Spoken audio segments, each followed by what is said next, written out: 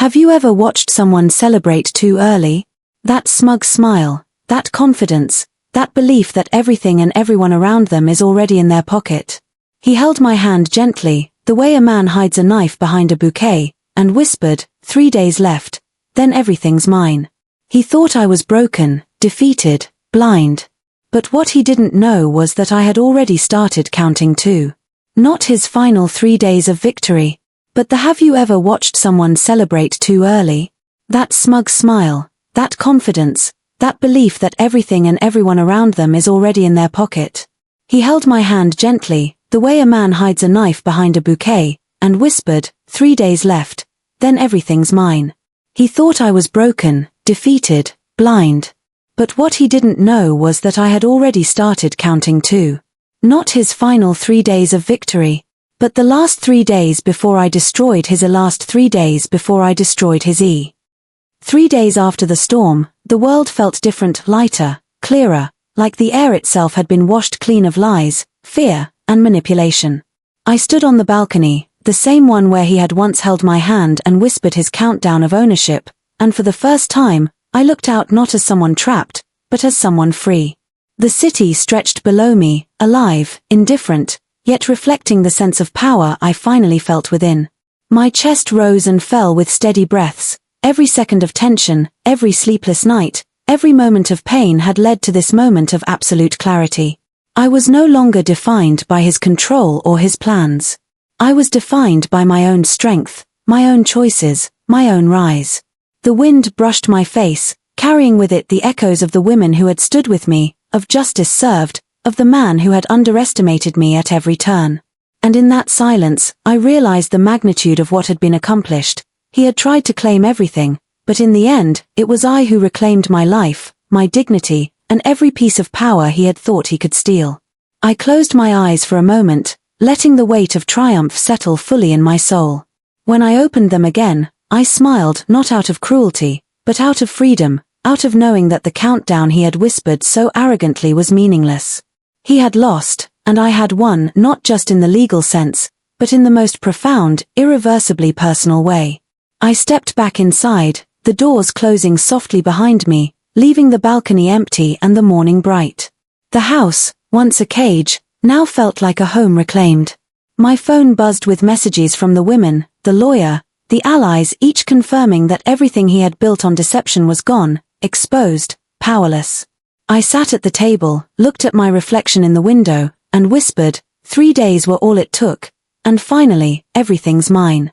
And in that moment, I didn't just feel victorious, I felt unstoppable, reborn, and weeks after his downfall, the silence he had imposed on countless lives was finally broken.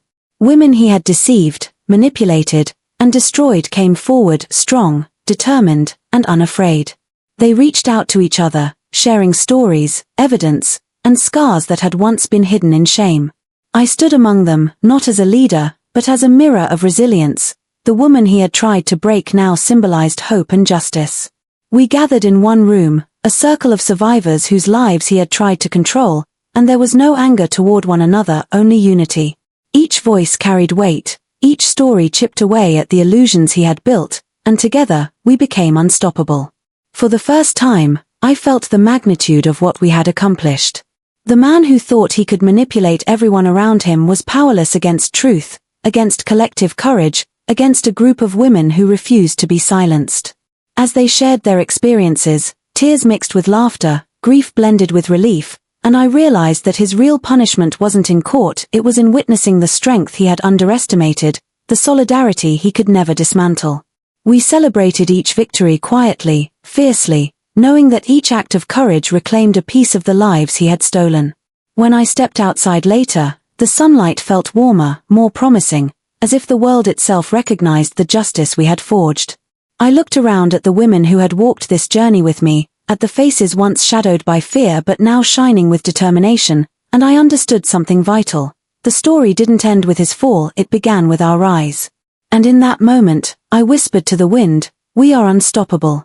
He is nothing. The following morning, the world felt eerily still, almost reverent, as if it too had paused to witness the fall of a man who once thought he ruled everything. I stood by the window, watching the police car take him away, its lights faintly blinking in the distance like the remnants of a nightmare fading into memory. And then I saw him, his gaze locked on mine through the rear window, a mixture of confusion, betrayal, and disbelief flickering across his face. For the first time, he didn't have a smirk, a plan, or the arrogance he had worn like armor. There was only the raw, exposed man who had underestimated me at every turn.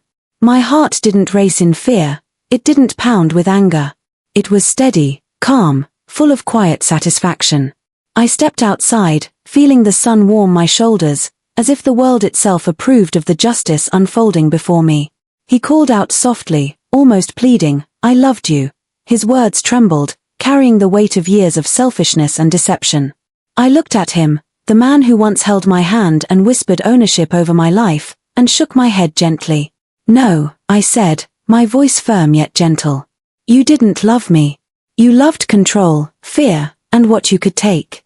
That's not love, it never was." His face twisted with a desperate understanding too late, the realization of his mistakes finally settling in. I didn't step closer. I didn't yell. I didn't curse him.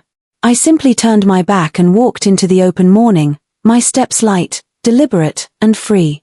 Each stride left behind the years of manipulation, fear, and pain he had inflicted, leaving only me reborn, stronger, untouchable.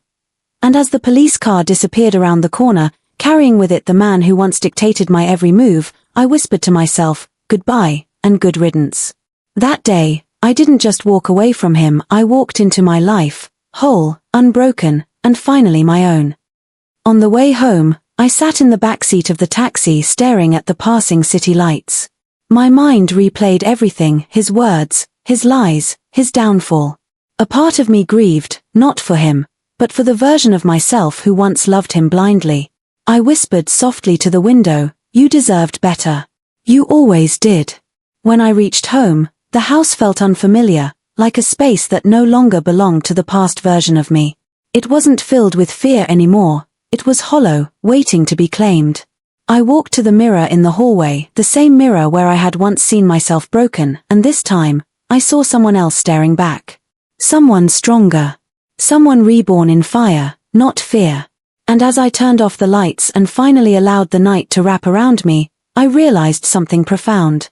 He lost everything tonight. But I found myself. The conference room felt strangely quiet after he was taken away, as if the air itself was adjusting to a world that no longer had his shadow looming over it. For a moment, I just stood there, hands resting on the table, breathing deeply, letting the reality settle into my bones. The man who had once held my hand and whispered ownership into my ear had finally been stripped of the power he stole. I felt no joy, no triumph, only a heavy, bittersweet relief that soaked through me like rain after a long drought. Mr. Rahman approached with a slow nod, his voice gentle for the first time since the battle began. "It's over," he said. But I knew it wasn't, not truly. This wasn't the end of destruction, this was the start of rebuilding. As we walked out of the office, every hallway felt wider, every step lighter.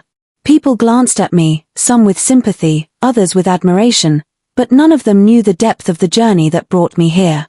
All they saw was a woman who looked calm, only I knew how many storms I had survived to earn that calm. Outside, the air carried the scent of wet pavement from the earlier rain, cool and cleansing. I closed my eyes for one long moment, letting myself feel the freedom I had been denied for so long. But when I opened them, the world returned with all its responsibilities. There were accounts to reclaim, statements to file, lawyers to meet. And above all, there was myself, my heart, my life, to piece back together. Then came the final blow. 2 uniformed officers stepped into the room, their expressions stern, emotionless. He stood abruptly, knocking his chair onto the floor. "Wait, this is a mistake. You can't do this." I didn't, but the officers were unmoved. "Sir, you are under investigation for fraud, forgery, identity manipulation, and property theft. We need you to come with us." His eyes darted wildly around the room, searching for someone, anyone, to save him. But no one moved. No one spoke. No one cared. The empire he spent years constructing had collapsed in a single morning, and there was nothing left but the rubble of his own cruelty. As the officers guided him toward the door, his voice cracked in a way I had never heard before, raw, pleading, terrified. "Please, you don't understand," she set me up. I stood slowly, meeting his gaze with steady clarity. "No," I said. "I stopped you." And as the door closed behind him, the silence that followed was not empty. It was victory. The moment he realized what the documents revealed, the entire room seemed to shrink around him, suffocating the arrogance he had worn like armor for years. His hands trembled as he flipped through the pages, each one stripping away another layer of the empire he had built on lies, manipulation, and stolen trust. This isn't real," he muttered, his voice thin and desperate as if denying the truth could rewrite it. But denial had no power here, not with the lawyer staring at him like a judge, not with the assistants whispering behind the glass wall, and not with me sitting across from him, calm and unbroken. He slammed the folder shut, the sound sharp and hollow, a pathetic attempt to regain control. "You think you can do this to me?" he snapped, pointing a shaking finger at Mr. Rahman. "I have connections. I have partners. They'll back me." The lawyer didn't even blink.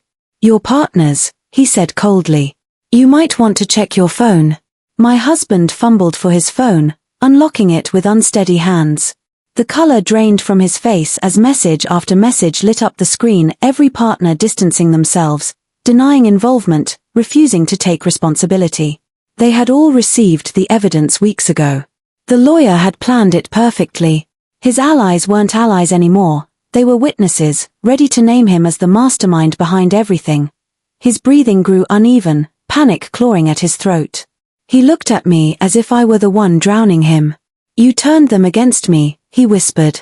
"No," I replied softly. "Your actions did. The forged signatures. The recorded calls. The bank transfers. The testimonies. The victims. Every lie he ever told, every step he took, every piece of his plan laid bare like a dissected animal under a cold light." He looked up at me, finally seeing me not as the fragile puppet he designed, but as the orchestrator of the trap closing around him. What is this?" he whispered, his voice cracking for the first time since I met him. I leaned forward, my voice steady, calm, unshaken. "The truth," I said. "The truth you thought would never catch you." The room felt still, heavy, final. For the first time, his confidence shattered and I watched the empire he built in lies begin to crumble right in front of him. The office building stood tall and cold, its glass exterior reflecting a sky thick with clouds, as if nature itself sensed the confrontation about to unfold inside. When we arrived, he walked a step ahead of me, shoulders squared, every movement dripping with arrogance. He didn't hold my hand this time, he didn't need to.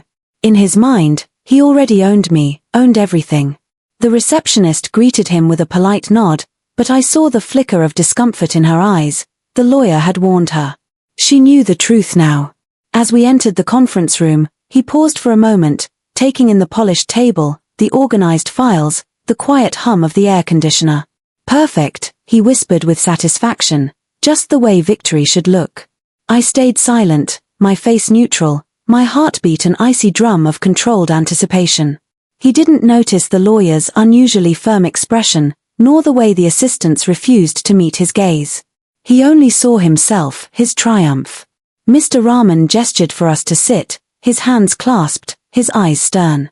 My husband leaned back, crossing one leg over the other, tapping the table with a pen he had brought from home as if he were signing his own coronation. "Let's get this over with," he said casually. "Bring the transfer documents." The lawyer slid a folder across the table, thick, heavier than any set of papers my husband was expecting. "Before we proceed," Mr. Rahman said calmly, "you should review these."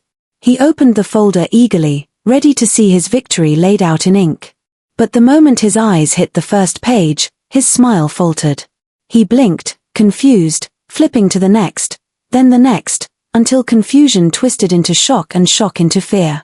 Inside the folder were not the documents he expected, but evidence, clear, chronological, undeniable.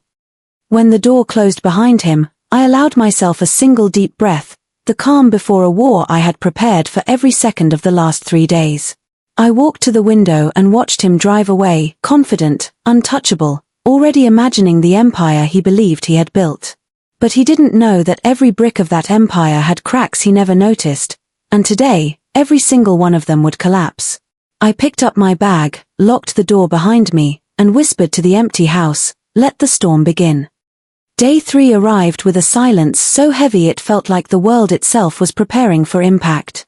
I woke up to the sound of him humming in the shower, that same smug melody he always used when he thought he had one. Sunlight spilled into the room, bright and almost mocking, lighting up his neatly folded suit on the chair, his victory suit, he called it. He emerged moments later, buttoning his cuffs with slow confidence, glancing at me in the mirror with a smile that didn't belong to a husband, it belonged to a man counting seconds to a stolen crown. "Big day," he said, straightening his tie. "By evening, everything falls into place."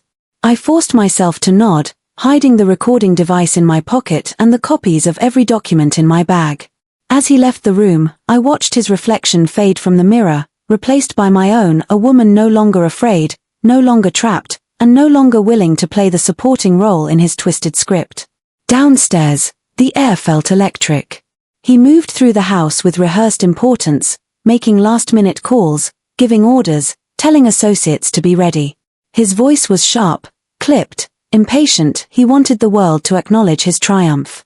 But he didn't know his partners were already being watched, that the lawyer had already shifted everything behind the scenes, flipping the entire game without him sensing it. As he grabbed his keys, he turned to me and said, "By tonight, my love, you will finally understand why I did all this." I smiled gently, masking the storm inside me. "I'm sure I will." That night, the house felt unusually still, as if even the walls were holding their breath, waiting for the storm I was about to create.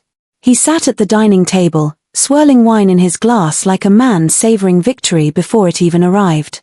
The dim light warmed his face, but I could see the cracks beneath: impatience, ego, greed simmering under his calm smile. I placed a small recording device under his chair earlier, disguised beneath a felt pad, and now I sat across from him, pretending to be the same fragile wife he believed I still was. I folded my hands, lowered my voice, and whispered, "Can I ask you something?" He smirked, leaning forward. "You can ask anything, darling." I stared into his eyes, steady, unblinking. "What does love mean to you?" He laughed, an arrogant, careless laugh, as if the question was beneath him. "Love. It's simple. It's trust. Obedience.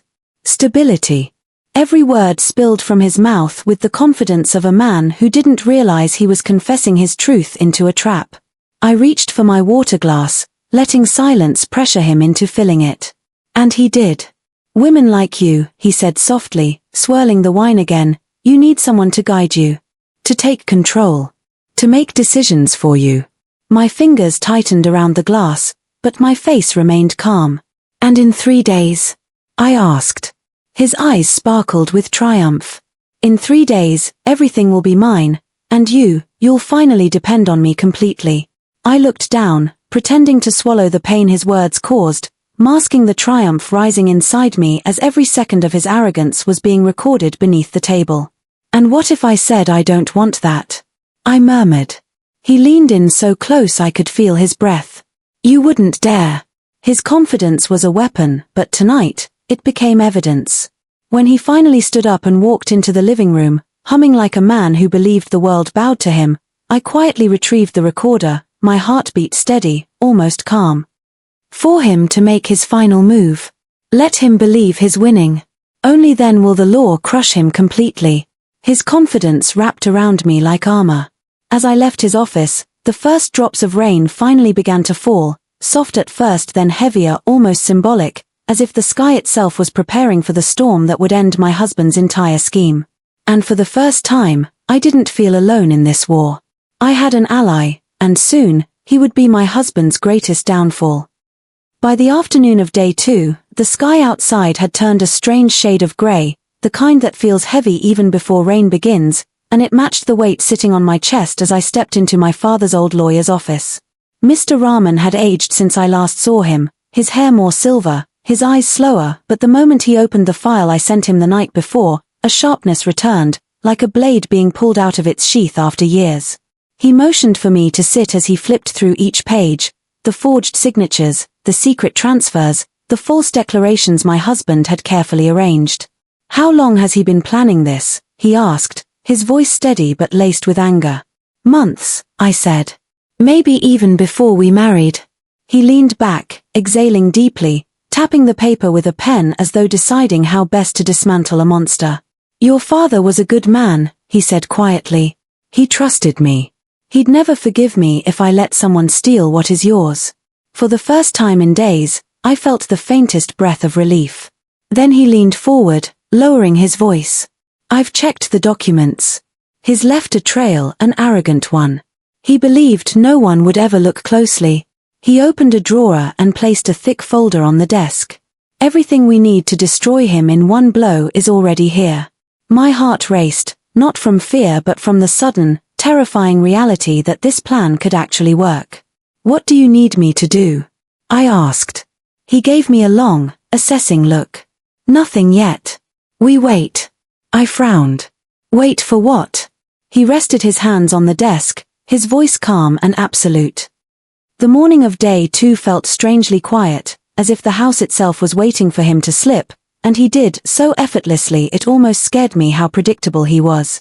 I walked past his study door, leaving it slightly open, pretending to search for something in the hallway while my phone, hidden on the bookshelf inside, silently recorded everything. His voice was low at first, almost bored, as he spoke on the phone. "She's breaking," he said, a smug laugh escaping him. "They always break.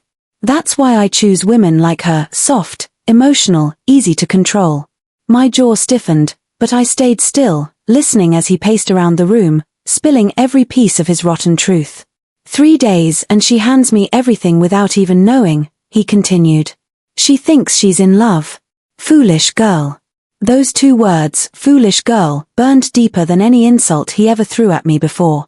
He didn't realize that the same softness he mocked was the reason he would lose, because soft people listen, observe, bide their time.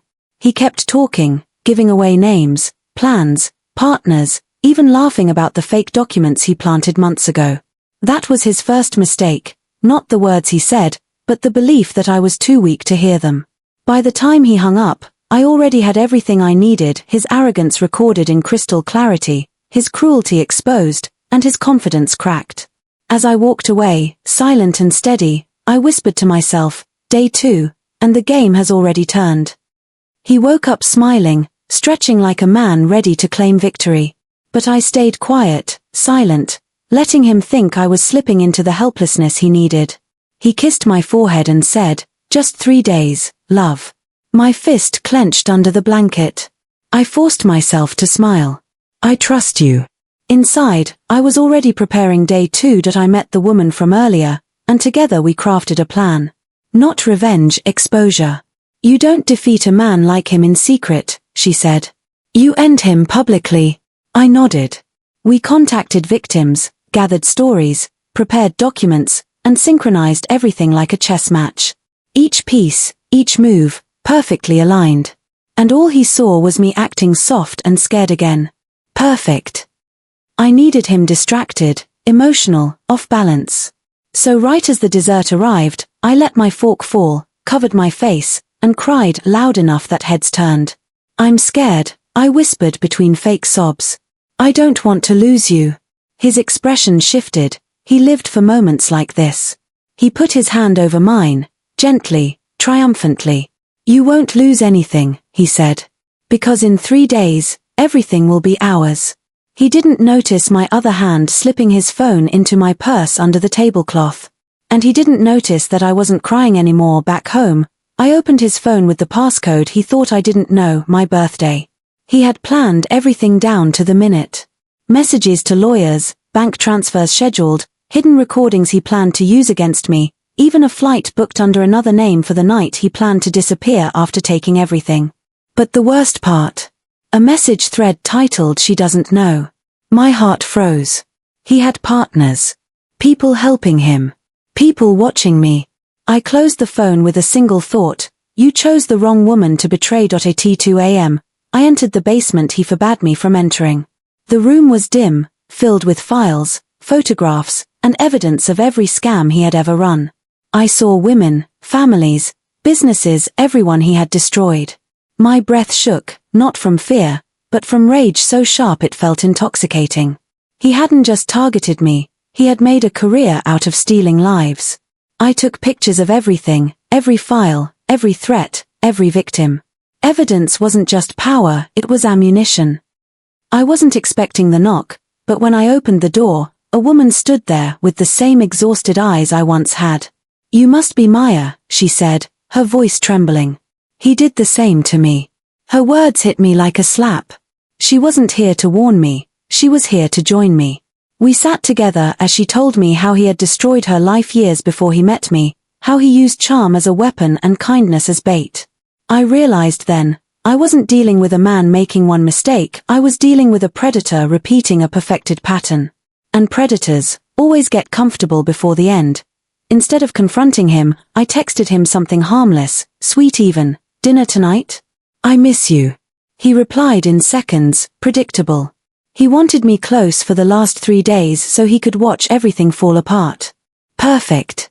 While he thought he had control, I forwarded copies of every document to a lawyer who owed my father a favor. I told him one thing: don't act yet. Just watch. My heart pounded, but for the first time in months, it wasn't fear, it was power awakening. He walked into the restaurant with that same rehearsed smile, the one that once fooled me. Candlelight reflected in his eyes as he leaned across the table and said, "Are you finally accepting what's coming?" I pretended to blush, to lower my gaze, to play the old version of me he was used to. "Maybe," I said softly. "Maybe I'm ready now."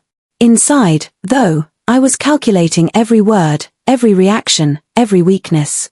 And when he raised his glass for a toast, I caught the reflection of his phone screen, an email draft addressed to the lawyer handling my inheritance.